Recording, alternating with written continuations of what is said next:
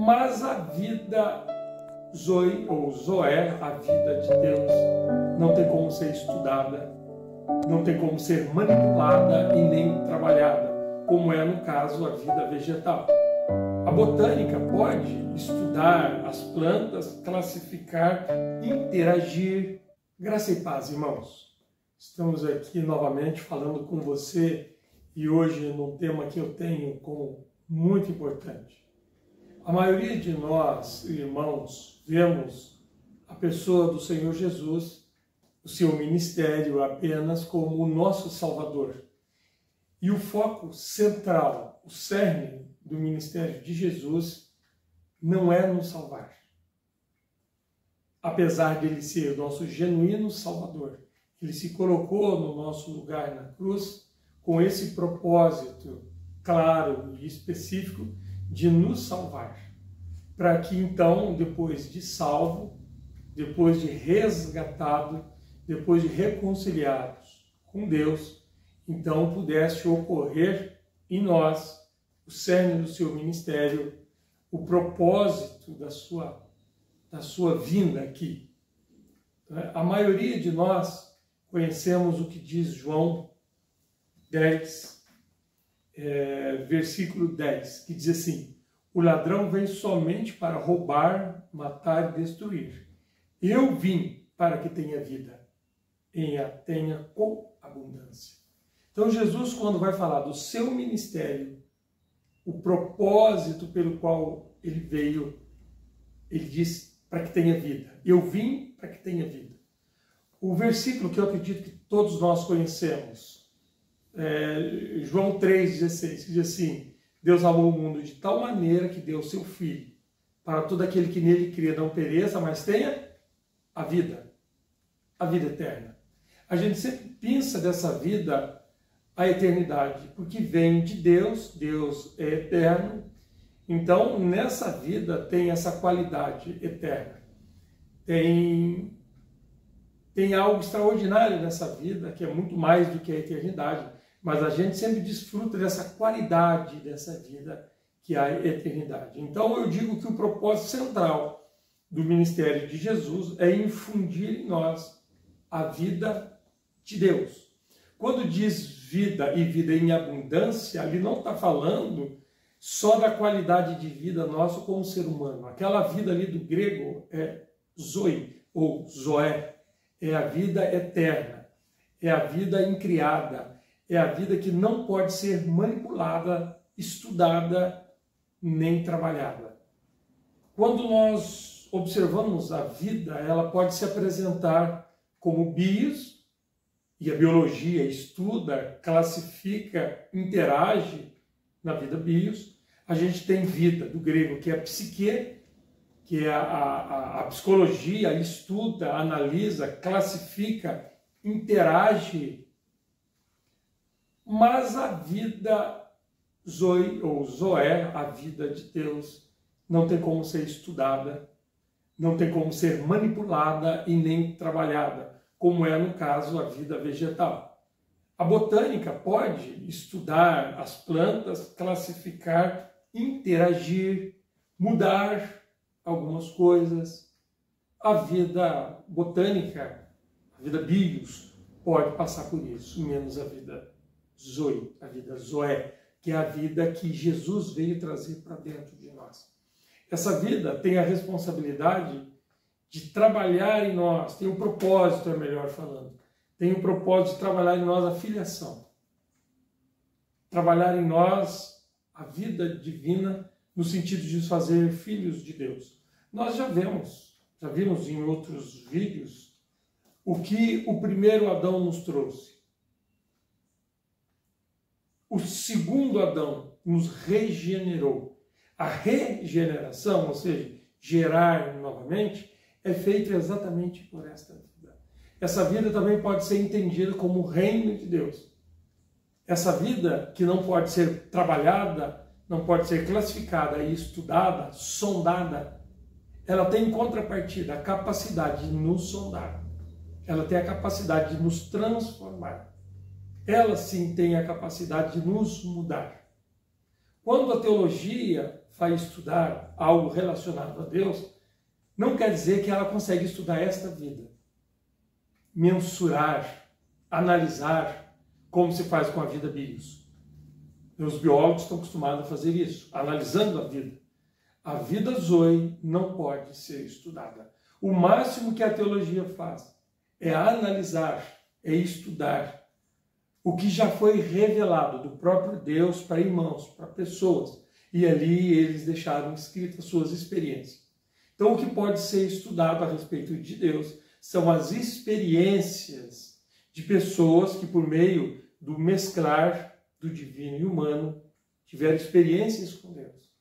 E essas experiências foram relatadas, estão disponíveis na forma de literatura, e a teologia então analisa, estuda, mas Deus é insondável.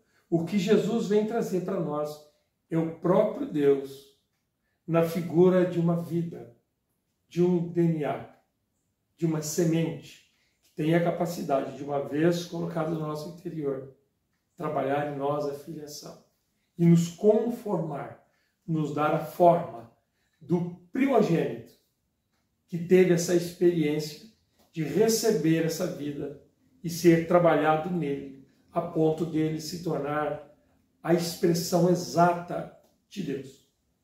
Hoje, conosco, não é diferente. Jesus, ao vir à Terra, nos encontrar numa situação totalmente inadequada, totalmente mortos pelos nossos delitos e pecado, separado de Deus, ele então se apresentou primeiro como nosso Salvador. A sua vida foi derramada por nós. Ele verteu o seu sangue. O verter o sangue está relacionado com a reconciliação. E ele fez isto para nos colocar numa posição adequada, para que essa vida pudesse ser infundida no nosso ser e a partir de então passarmos por um processo de transformação que é feito por essa vida. Então Jesus derrama a sua vida humana para que nós pudéssemos ter a sua vida divina. O propósito do gênero divino e humano é se mesclar, é se misturar, é se tornar um só. Esse é o processo que todos que creem estão passando. Isso é a responsabilidade dessa vida, que é, na verdade, o cerne do ministério do Senhor Jesus. Trazer até nós, infundir em nós, e agora está nos dando a percepção para a gente poder identificar essa vida do nosso interior, de modo que nós podemos ouvir com clareza o conduzir dessa vida. Essa vida também é o reino de Deus. Jesus, quando ora o Pai Nosso, ele diz: Pai, venha a nós o teu reino. É a vida. E seja feita a tua vontade, que é o exercício dessa vida nos conduzindo, levando cada um de nós a fazer a vontade do Pai exatamente por essa vida. Não só o reino de Deus pode ser entendido como uma vida como os demais reinos. Nós podemos ver claramente que os reinos são conduzidos por meio de uma vida. Tudo que está relacionado a esta vida desenvolve e estabelece o reino. Nós vamos estar vendo isso nos próximos vídeos. Mas hoje eu quero focar no cerne do ministério do Senhor Jesus, que é trazer em nós o próprio Deus, e infundir em nós e trabalhar em nós. Louvado seja Deus Pai por esse arranjo maravilhoso. Antes de encerrar, eu quero ler com você um texto que nos mostra que é Romanos 5, versículo 10, que vai apresentar aqui a seguinte porção, apresentando a humanidade de Jesus e, na sequência, a vida de Deus trabalhando em nós. E diz assim: porque se nós, quando inimigos, fomos reconciliados com Deus mediante a morte de seu Filho, muito mais, estando já reconciliados, seremos salvos pela sua vida. Quando nós olhamos do grego, essa vida não é a vida humana, não é a vida bios, é a vida zoe, é a vida de Deus, que agora está em nós. A nossa primeira experiência da salvação, com a salvação, foi com o derramar do sangue de Jesus, que nos reconciliou, que nos redimiu. Ele verteu o teu sangue, o seu sangue tomando essa posição na cruz, em nosso lugar, uma morte vicária. Então, o que nós vemos? Quando inimigos, fomos reconciliados com Deus, mediante a morte do seu Filho. Salvação judicial, salvação pelo sangue de Jesus. Mas não quer dizer que o processo terminou pela morte de Jesus ou pelo sangue de Jesus. Aí continua aqui, muito mais, estando já reconciliados, seremos salvos. É um processo. Seremos salvos pela sua vida, pela vida divina, pela vida de Deus. Não podemos excluir a humanidade de Jesus da divindade. Foi trabalhado e se tornou um só. O divino e o humano se misturou. Mas de um modo pedagógico, para a gente compreender, eu vejo que a palavra se apresenta deste modo. Quando nós olhamos para a cruz, quando nós lemos o relato da cruz, nós vemos que João toca num ponto muito importante.